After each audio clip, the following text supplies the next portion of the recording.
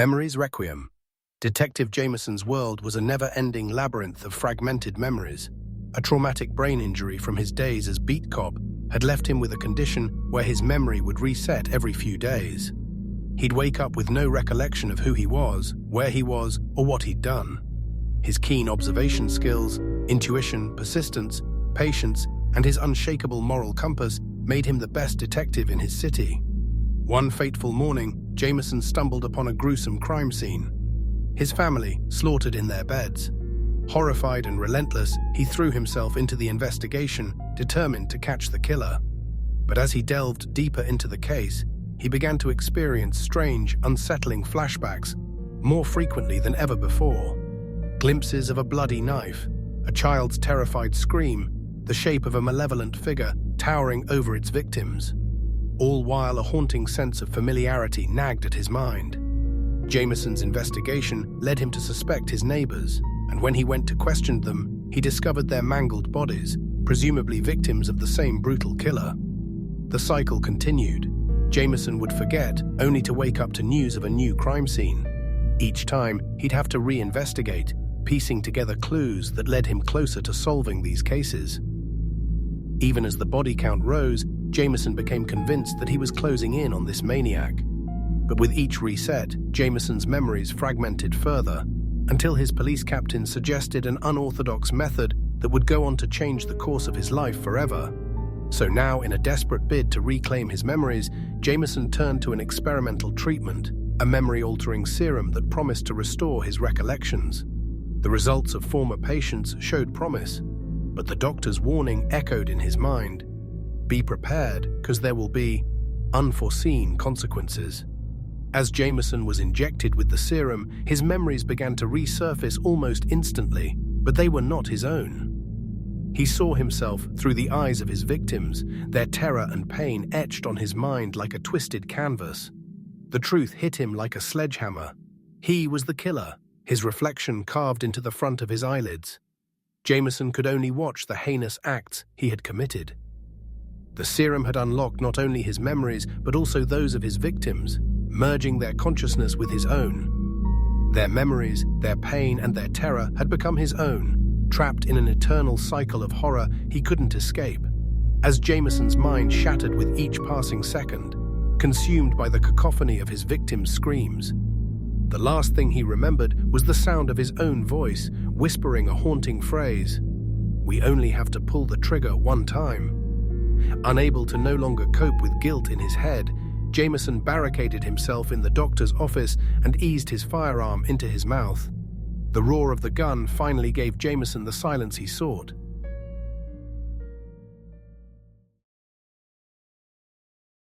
Till the end, the cabin sat deep in the woods, 30 miles from the nearest town.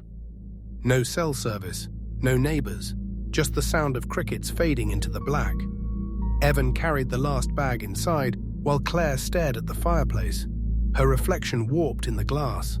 She hadn't worn her wedding ring in 8 months since she caught him. They both knew this trip was his last chance to make things right. "Weekend of peace," he said, forcing a smile. "Hopefully," she echoed flatly. They unpacked in silence. A bottle of wine sat between them at dinner, unopened, the air thick with everything they didn't say. The first night, Claire woke to the creak of a floorboard. Evan was sitting upright, staring out the window. "Do you hear that?" he whispered. Outside, a soft humming drifted through the trees, a melody, off-key, childish. It grew louder, joined by faint laughter. Claire reached for her phone, no signal. "Probably kids," Evan said, but his voice trembled slightly. "Campfire or something?" Then came the whisper, low, rhythmic, almost prayerful. It wasn't English, and it wasn't one voice. Morning. They found footprints in the dirt, bloody, bare, dozens of them, circling the cabin. Claire's breath caught. "They watched us," she said. Evan tried to joke, to fix things, maybe some wannabe hippies. But as they followed the prints into the woods, they found something else. A circle of stones, each painted with a single letter. Together they spelled, "They will burn." In a full-on sprint, they made it back to the cabin. Instant fright took over them as they saw their car's tires were slashed. Darkness quickly consumed them as they headed in for the night. Night 2, the power went out at sundown. They lit candles. Evan took Claire's hand for the first time in months. "I'm sorry," he said. "I was lonely, stupid, but I'll always—" A knock interrupted him. 3 knocks, slow and dreadful. Then another from the back door. Then several at the window. They crept to the kitchen. Outside stood 6 figures, smiling, their blood-stained faces smudged with ash, wearing animal bones like jewelry. One of them, a woman with white braids, a crooked smile, badly decaying teeth and blank eyes, raised her hand and pointed at them. The group began to chant, "They will burn." The break-in. Evan shoved furniture against the door. Claire grabbed a kitchen knife. Their training from the military has them ready to shine through. They take slow, deep breaths.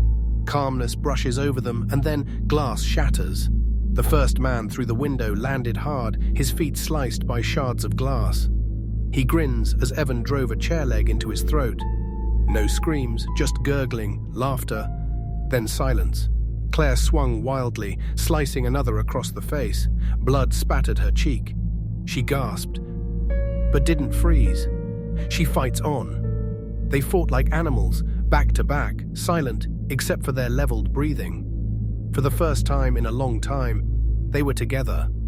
They killed 3 and gravely wounded a 4th, before the rest retreated into the dark, dragging the fallen with them. The coast is clear, and in an instant, exhaustion claims them. They rest. The morning after, the sun rose pale and thin. The woods were silent again. Evan held Claire as she trembled. "We made it," he said. She kissed him. It wasn't desperate, it was real. They started walking down the dirt road, hand in hand, toward where they thought town might be. The forest opened into a clearing. There, lined up, kneeling, were the 3 cultists they'd killed, now posed like dolls. Eyes open, the word "alive" branded on their foreheads. Behind them stood the others, twice as many, and armed with makeshift crossbows. The woman with white braids stepped forward, smiling. "They will burn," she said. Evan and Claire didn't run. They didn't beg. They faced them, together. The world became red noise and screaming silence as the sound of arrows whistled through the air. The first one struck Evan between the eyes. Then his body is riddled with arrows, sticking out of him like a pincushion. His hand tightened to Claire as the same fate becomes her. They fall in unison as tears stream down their blood-soaked eyes. The woman with white braids eased her way over to them. Canister of lighter fluid in hand, she drenched their bodies and struck a match off her blackened tar-like tongue. "Now they burn," she spoke with joy in her voice. The cultist roared, "At long last, burning mother." When it ended, the cult was gone. The birds sang again, and 2 charred, headless bodies remained. The last laugh. Sammy never thought much about fear. He used to be the fear. Back in 2016, when the killer clown craze went viral, he and his 2 best friends, Trevor and Mike, spent nights creeping through quiet neighborhoods, dressed in dirty clown suits, plastic axes, cracked masks, and all. They'd record themselves jumping out at joggers or chasing cars down suburban streets, laughing until dawn. But tonight was different. Tonight, Sammy was alone. The joke's on him. The neighborhood had gone quiet years ago. Most people forgot about the clown craze, but every Halloween since, Sammy felt this itch to bring it back one last time. He slipped on his faded mask, one eye cracked, the smile warped, and wandered the same back roads where they used to scare teens. But the rush was gone. The streets were empty, and his friends had moved away. Sammy's life had slowed to a crawl of what it was. It wasn't funny anymore, just lonely. When he got home, the clock struck 2:14 a.m. His reflection in the window stared back. A man in his 30s, wearing the face of a joke that had long stopped being funny. Then, something outside moved. A figure, dressed like a clown, stood under the streetlight. The mask wasn't plastic. It looked painted on, with streaks of red running from the eyes like melted wax. The figure tilted its head. Sammy froze. He let out a nervous laugh. "Real funny, Mike. Halloween is over." The clown didn't move. Then another figure stepped out of the shadows, and another. 3, 4, 5 clowns, each holding an axe. The siege, Sammy locked his front door, heart pounding. "All right, I get it. You win. Good prank." He tried to sound calm, but his voice cracked. A slow, rhythmic clang echoed through the house, metal tapping against the window pane. He crept toward the kitchen. The back door handle was rattling violently now. He could hear faint giggles, childlike, wet, distorted through the glass. "Jesus Christ," Sammy whispered. Then, crash! The living room window exploded inward. A clown tumbled through, landing in a shower of glass. Another followed, kicking the shards aside with heavy red boots. Sammy ran upstairs, slamming his bedroom door and pushing a dresser in front of it. He could hear them below, laughing, whispering, dragging their axes along the walls, carving little screeching lines into the plaster. He fumbled for his phone. It crashes to the floor and splinters into pieces. The clowns started singing. Round and round the laughter goes. Sammy hides, but Sammy knows. He backed into the corner, breathing shallow, listening as their boots pounded the stairs, sounding like a squeaky toy. A blade split through the door, once, twice. Then the door caved in. Sammy dove through the bedroom window, crashing onto the porch roof below. He rolled off, hit the wet grass, and started running barefoot toward his neighbor's house. The last run. The moon lit the cul-de-sac like a pale spotlight. He sprinted across the yard, lungs burning, throat raw. He could see Mrs. Halpern's porch light ahead, a warm square of salvation. Just a few more steps. A sharp whistle split the air behind him. Then something heavy hit his back. He fell face first into the grass. His vision blurred as two clowns grabbed his arms, their rubber-gloved fingers gripping tight. He screamed, kicked, clawed, but more hands joined, dragging him across the lawn, back toward his home.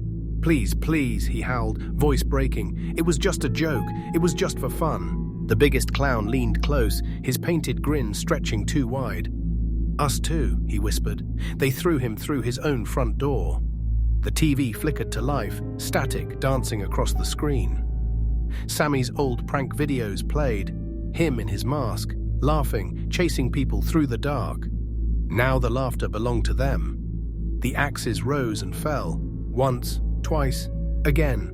The laughter turned into screams, his camera still rolling.